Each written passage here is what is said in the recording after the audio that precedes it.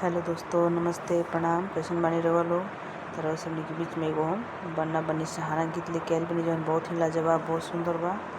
तो गाना सुनी लोगन और कमेंट बॉक्स में जरूर बताएं लोगन कि गाना रउआ के कैसन लागल।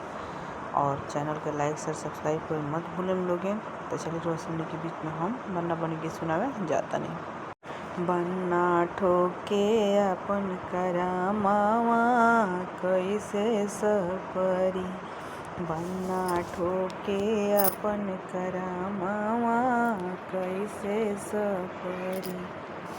बन्ना बोला अपनी बनी से लाओ बन्नी जूता, बन्ना बोला अपनी बनी से लाओ बन्नी जूता।